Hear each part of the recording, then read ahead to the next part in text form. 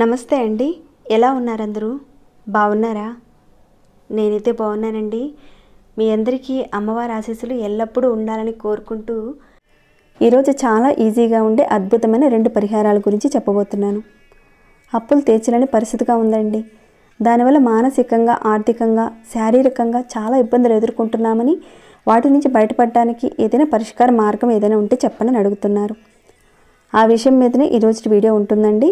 అయితే ముందు వీడియోల్లో అప్పుల గురించి చాలా అనేక రకాలైన పరిహారాల గురించి నేను చెప్పాను. ఒకసారి మీరు ఛానల్లోకి వెళ్ళి మీరు చేయగలిగే వాటిల్లో నుంచి ఏదో ఒకటి మీరు చూస్ చేసుకొని ప్రయత్నం చేయండి. అయితే కొందరు అన్నారు, మీరు చెప్పిన పరిహారాల నుంచి మాకు టైము అలానే పదార్థాలు మా దగ్గర లేవండి, చేయలేని పరిస్థితిగా ఉంది, అంతకంటే ఈజీగా ఉండే పరిహారం ఏదైనా ఉంటే కనుక చెప్పండి అని అన్నారు. తప్పకుండా మీరు ఈ పరిహారం చేసి చూడండి, నమ్మకంతో చేసి చూడండి. ఈ పరిహారం చేసేటప్పుడు మీకు ఎలాంటి నియమ నిబంధనలు అంటూ ఏమీ లేవు, ప్రతి ఒక్కరు కూడా చేసుకోవచ్చు. మనం తీసుకున్న అప్పులు తీర్చలేకపోవడానికి కారణం ఏంటంటే కొన్ని బలమైన కారణాలు ఉన్నాయి. వాటిల్లో చూసుకున్నట్లయితే మన జాతకంలో కొన్ని సందర్భాల్లో మనకి శని భగవానుడు కానీ, రాహుకేతువులు కానీ నీచంలో ఉన్నప్పుడు, అప్పుడు మీరు తీసుకున్న రోజున సమయము సందర్భాన్ని బట్టి మన నక్షత్రానికి అనుకూలమైన రోజు లేనప్పుడు, మీరు అప్పు తీసుకున్నప్పుడు, ఇలాంటివన్నీ కూడా ఉన్నప్పుడు ఒక్కోసారి అప్పులు తీర్చలేని పరిస్థితిగా ఉంటుంది. అప్పులు తీర్చడానికి ఎంతో కష్టపడుతుంటారు. డబ్బులు ఉన్నవాళ్ళు కూడా ఇబ్బంది పడుతూ ఉంటారు. ఎందుకంటే చాలామంది ఉద్యోగస్తులు credit cards, house loans, vehicles, అది చిన్నదైనా పెద్దదైనా ఏదైనా కావచ్చండి, ఏవైనా మీరు తీసుకున్నప్పుడు అలాంటి వాటి మీద అప్పులు చేయడంతోనూ, లోన్ తీసుకోవడము, ఫ్రెండ్స్ దగ్గర చేయి చాపి తీసుకోవడము, ఆ తర్వాత మీరు ఇవ్వలేని పరిస్థితిగా రావడము, ఈ రకంగా గడిచిపోతూ ఉంటుంది. పోనీ డబ్బులు వచ్చాయి, అప్పు తీర్చేద్దాం అనుకుంటారు, అనుకోకుండా ఖర్చులు రావడము, అవసరమైన దానికంటే కూడా వేరొక దానికి ఖర్చు పెట్టేయడము, దాంతో తీర్చలేని పరిస్థితిగా ఉంటుంది.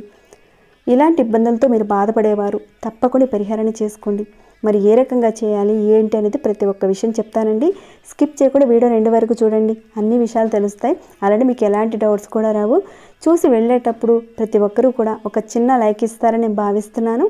సబ్స్క్రైబ్ కాకుండా కొత్త వారు చూస్తుంటే మన ఛానల్లో ప్రతి ఒక్క సమస్యకు అనేక రకాలైన పరిహారాలు, పూజలు ఉన్నాయి. మీరు ఒకసారి వీడియోలోకి వెళ్ళి చూడండి.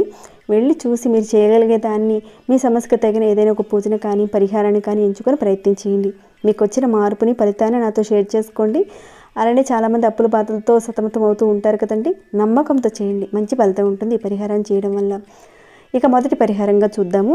ఈ పరిహారానికి కావాల్సింది కొబ్బరికాయ అవసరం ఉంటుంది, అలానే ఆవాలు అవసరం ఉంటాయి, ఎర్రటి దారం, కాస్త నెయ్యి, సింధూరము, ఇవన్నీ కూడా అవసరం ఉంటాయి.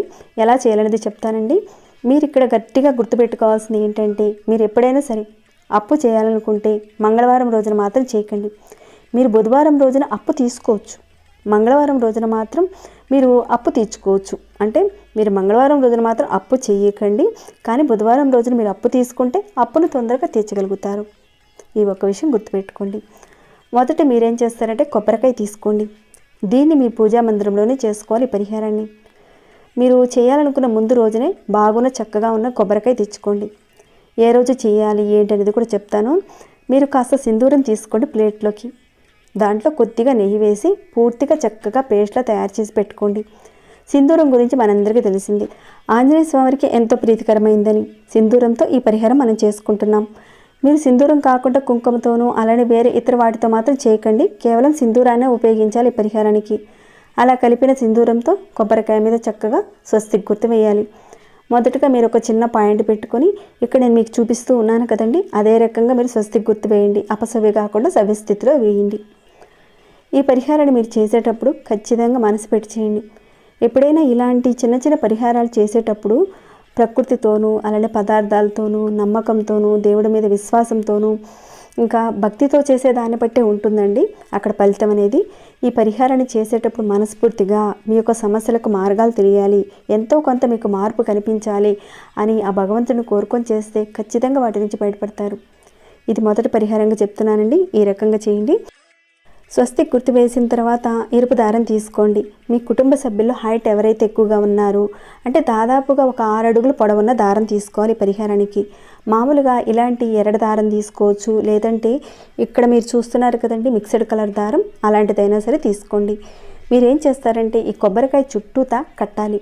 ఇన్ని రౌండ్లు చుట్టాలి అనేం లెక్కే లేదండి. మీరు తీసుకున్న ఈ 6 అడుగుల దారంతో చుట్టాలి.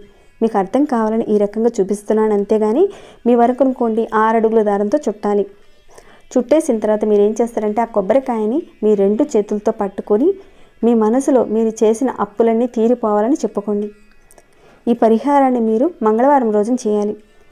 దేవతా మందిరంలో ఈ పరిహారాన్ని మీరు చేసేటప్పుడు మీరు దేవుడి దగ్గర దీపారాధన చేయనవసరం లేదు, పూజ కూడా ఏది అవసరం లేదు.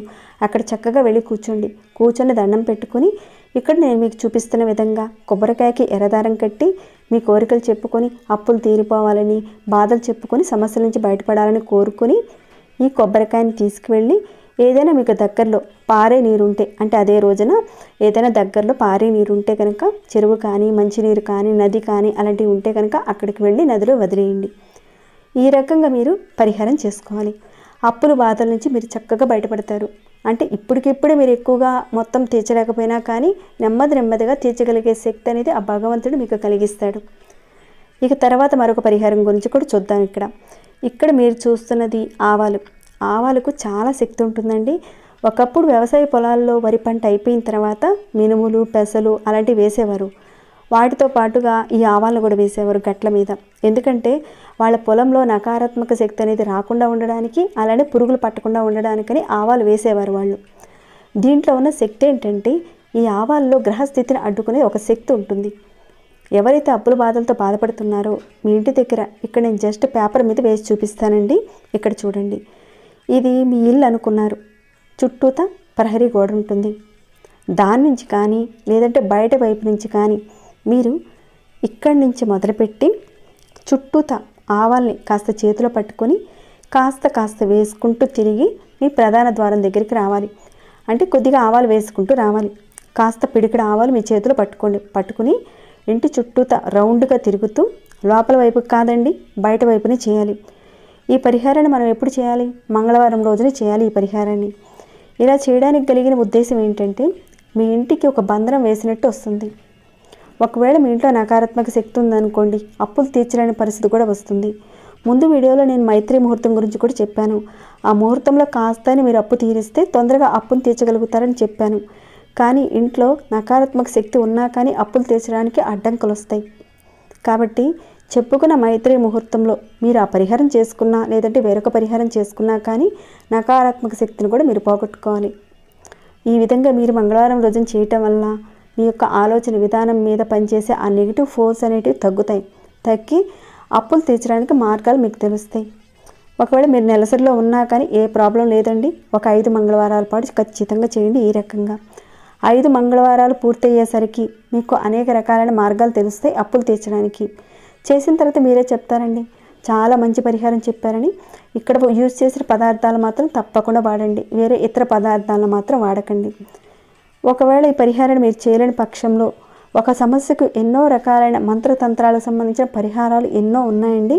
అన్ని తంత్ర పరిహారాలు శక్తినిచ్చేటివే, ఫలితాన్ని ఇచ్చేవి. కాబట్టి ఆ పరిహారాల్లో నుంచి ఏదోటి మీరు చేసుకోండి. మంచి ఫలితాలు మీరు పొందాలని నేను కోరుకుంటున్నాను. ఇక ఈ వీడియోని ఇంతటితో ముగిస్తున్నానండి. ఇంకేమైనా డౌట్స్ ఉంటే అడగండి, తప్పకుండా రిప్లై ఇస్తాను. అలానే మీకు ఎలా అనిపించింది అన్నది కూడా కాస్త కామెంట్ రూపంలో నాకు తెలియచేయండి. లైక్ చేయని వారు ఇంకా చూస్తుంటే వెళ్ళేటప్పుడు ఒక చిన్న లైక్ ఇచ్చేసి వెళ్ళండి. సబ్స్క్రైబ్ కాని వారు మన ఛానల్కి సబ్స్క్రైబ్ చేసుకోండి. ప్రతిరోజు మన ఛానల్లో ఉన్న వీడియోస్ చూస్తూ ఉండండి. మరొక భక్తి వీడియోలో మళ్ళీ మిమ్మల్ని కలుసుకుంటాను. అంతవరకు సెలవు.